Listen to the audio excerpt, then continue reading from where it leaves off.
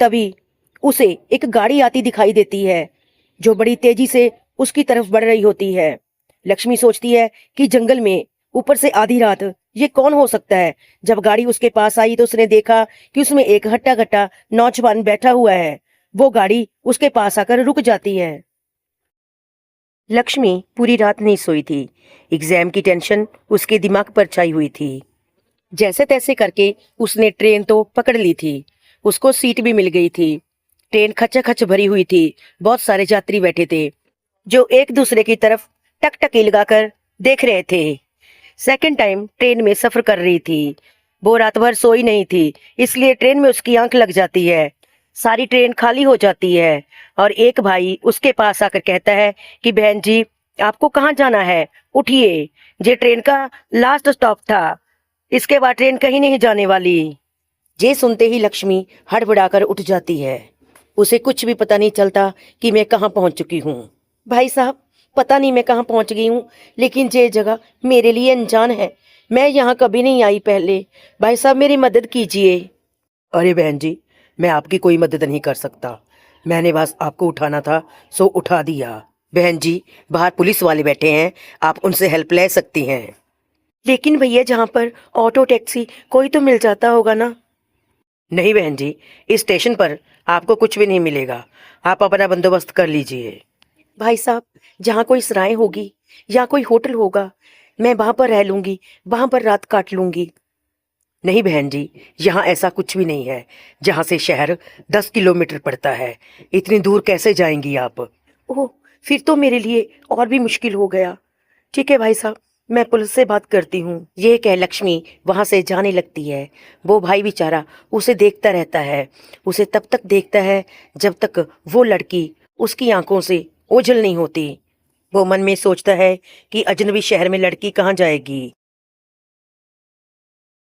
Lakshmi train के नीचे उतर चुकी थी। उसने इधर उधर नजरें दौड़ाई तो स्टेशन का नाम साफ अक्षरों में लिखा हुआ नजर आ रहा था। आधी रात का टाइम था, सर्द हवाएं चल रही थी। अरे, मेरे पास ये दो लोग खड़े हैं, पता नहीं मेरी मदद करेंगे कि नहीं करेंगे। नहीं नहीं, ये मैं क्या सोच रही हूँ। मुझे इनसे हेल्प नहीं लेनी चाहिए। ये लोग मेरा फ़ायदा उठा लेंगे। ये अजनबी हैं। ये सोचेंगे ये लड़की अकेली है। मुझे ऐसा नहीं करना चाहिए। लक्ष्मी स्टेशन पर घूमती रहती है, ऑटो या रिक्शा के इंतज़ार में। लेकिन उसे ऑटो या रिक्शा कहीं पर भी दिखाई नहीं देता। वो मायूस सी हो गई थी। वो डिसाइड कर लेती है कि जंगल के रास्ते से होकर वो शहर पहुंच जाएगी। वो कभी इधर घूमती है, कभी उधर घूमती है, लेकिन उसे जंगल का प्रॉपर रास्ता नहीं पता चलता। वो थक हार गई थी। उसकी घबराहट के मारे जान सूख रही थी। उसे ऐसा लगता था जैसे कोई उसके पीछे चल रहा है और उसे लगता था कि कोई जानवर आ रहा है। वो खड़ी होकर सोचने लगी कि क्या किया जाए, लेकिन तब लक्ष्मी कुछ सोच ही रही होती है। तभी उसे एक गाड़ी आती दिखाई देती है जो बड़ी तेजी से उसकी तरफ बढ़ रही होती है। लक्ष्मी सोचती है कि जंगल में ऊपर से आधी रात ये कौन हो सकता है। जब गाड़ी उसके पास आई तो उसने देखा कि उसमें एक हट्टा कट्टा नौजवान बैठा हुआ है। वो गाड़ी उसके पास आकर रुक जाती है। वो गाड़ी में बैठा मंद मंद मुस्कुरा रहा होता है। लक्ष्मी को भी उसका चेहरा साफ दिखाई पड़ता है। लक्ष्मी की सांसें अटक जाती है। वो सोचती है कि अब कभी मैं अपने घर नहीं जा सकूंगी। लेकिन तभी वो गाड़ी से निकलकर बाहर आता है और लक्ष्मी की तरफ देखने लगता है। वो लक्ष्मी से पूछता है, आप इतनी रात को यहाँ क्या कर रही हैं। आप जंगल में इतने सुनसान एरिया में आप कौन हो, क्या कर रही हो। वो एक्चुअली मैं एग्जाम देने आई थी। मेरी ट्रेन में आंख लग गई, सो मैं अनजान स्टेशन पर उतर गई। अब मुझे यहाँ के रास्ते बिल्कुल भी नहीं पता कि ये रास्ता किधर को जाएगा। मैं जंगल की तरफ आ गई कि शायद मुझे कोई घर मिले, कोई रास्ता मिले। वो आदमी हंसते हुए कहने लगा, अरे वाह, ये आपने क्या बात कर दी। यहाँ तो कुछ भी नहीं है, आपको कुछ नहीं मिलेगा। लक्ष्मी उससे पूछती है कि फिर आप यहाँ कैसे, कौन हो आप। वो लक्ष्मी को बताता है कि मैं आप जैसी लड़कियों की मदद करता हूँ। जो कोई मुझे स्टेशन पर मिल जाती है मैं उसको ठिकाने पर पहुंचा देता हूँ। चलिए आप मेरे साथ, मैं आपको छोड़ दूंगा, आपने जहाँ जाना है। और क्या पता भगवान ने मुझे आपके लिए भेजा हो। लक्ष्मी ने उसे साफ मना कर दिया था। उस आदमी ने गाड़ी स्टार्ट की और वहां से जाने लगा। अरे रुकिए, मैं आपके साथ चलती हूँ, जहाँ भी कौन सी मैं सेफ हूँ। लक्ष्मी उसकी गाड़ी में जाकर बैठ जाती है, लेकिन लक्ष्मी के दिल को थोड़ी सी तसल्ली थी कि इसकी आवाज में जोर जबरदस्ती नहीं थी। ये जबरदस्ती मुझे अपने साथ नहीं ले जा रहा। वो लक्ष्मी से उसका नाम पूछता है, वो बता देती है और लक्ष्मी कहती है कि आपका नाम क्या है। वो कहता है कि मेरा नाम द्रोहर है। लक्ष्मी कहती है कि बहुत अच्छा नाम है आपका। तो गाड़ी चलने लगती है। इतनी ज्यादा तेज हवाएं, सर्द ठंडी हवाएं जैसे बीच में से चीर कर निकलती हो। लक्ष्मी को खुद नहीं पता था कि वो कहाँ जाने वाली है। लक्ष्मी, ये मंगलपुरा गांव है। शहर आज रात क्यों बंद है, ये बात मैं तुझे बाद में बताऊंगा। पहले आपको कहीं सुरक्षित जगह ले चलता हूँ। द्रोहर ने पास के घर की ओर इशारा करते हुए कहा।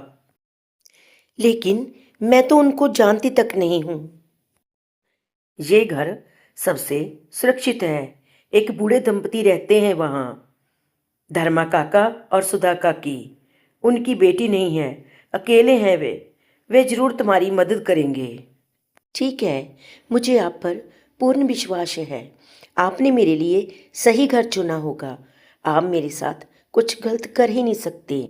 मैं आप पर विश्वास करके उस घर के अंदर जाती हूँ, लेकिन जब तक कोई बाहर नहीं आता आपको यहीं खड़े रहना होगा। ठीक है लक्ष्मी, मैं यहीं खड़ा रहूँगा। तुम जाकर दरवाज़ा खटखटा देना।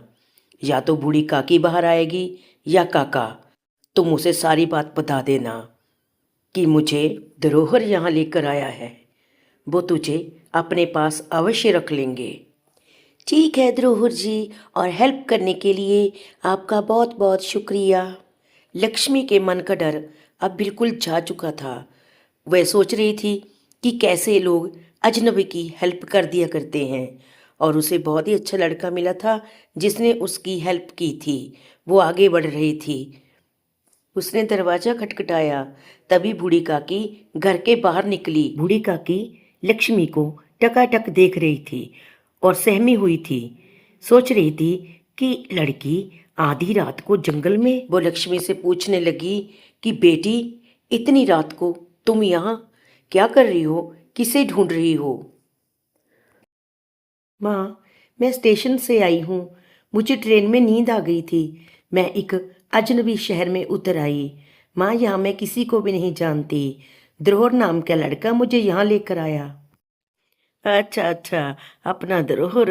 अरे द्रोहर तो सबकी हेल्प करता है, बहुत नेक लड़का है।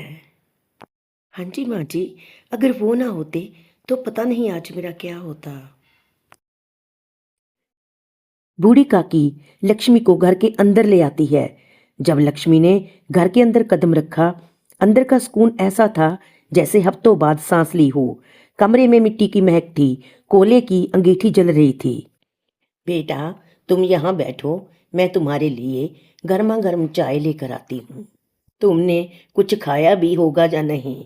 मैं तुम्हारे लिए खाना भी बनाकर लाती हूँ बेटा। जब कोई मेहमान घर में आता है तो हमें बहुत खुशी होती है बेटा, क्योंकि हम घर में अकेले ही रहते हैं। लक्ष्मी बूढ़ी काकी की बातें ध्यान से सुन रही थी। उसे ऐसा लग रहा था कि जैसे वो उसकी अपनी माँ हो। इतने में वहां पे काका आ जाते हैं। वो लक्ष्मी को देखकर हैरान हो जाते हैं कि आधी रात को। बेटा, कौन है आप?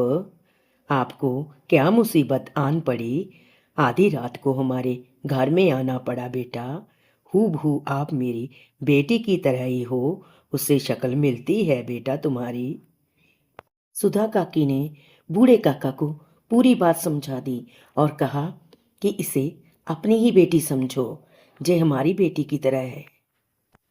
तभी लक्ष्मी बोल पड़ती है, काका, ये घर मेरा अपना ही घर है। आप मेरे सगे माँ बाप से भी ज़्यादा मुझे हैं, क्योंकि आज आपने मेरी हेल्प की। ठीक है बेटा, मैं चलता हूँ। हम सुबह बात करेंगे। तुम खाना खाकर आराम कर लेना। मैं अपने कमरे में जाता हूँ आराम करने के लिए। कोई दिक्कत हो तो बताना। लक्ष्मी खाना खा चुकी होती है। बूढ़ी काकी लक्ष्मी को लक्ष्मी का रूम दिखाती है, जहाँ आज रात वो आराम करने वाली थी।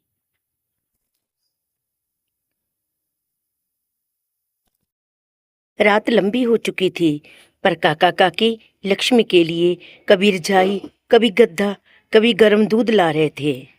लक्ष्मी ने महसूस किया कि इन बूढ़े लोगों के घर सिर्फ सर्दी ही नहीं, अकेलापन भी है। लक्ष्मी ने उन दोनों से कहा था कि सुबह होते ही मैं अपने घर चली जाऊंगी, लेकिन बूढ़े काका का जवाब था कि बेटा, घर आई बेटी से हमें कोई परेशानी नहीं है। लक्ष्मी करवटें बदल रही थी।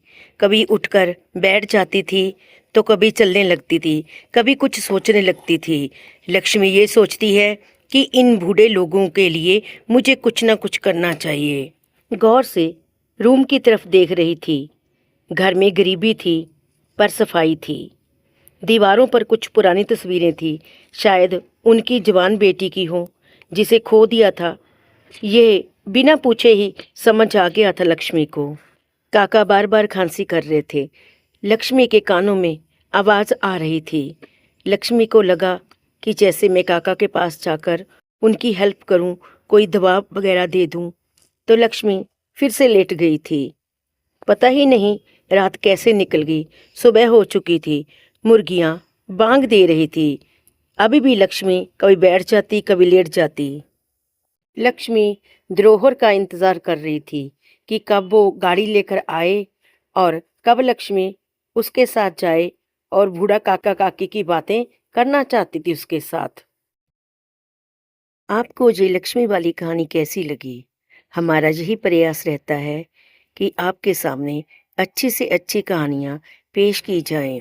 फ्रेंड्स, आप अपना कोई टॉपिक बता दीजिए कि हमें इस तरह की कहानी चाहिए, सो मैं आपको उसी टाइप की कहानी यहाँ सुना दूंगी।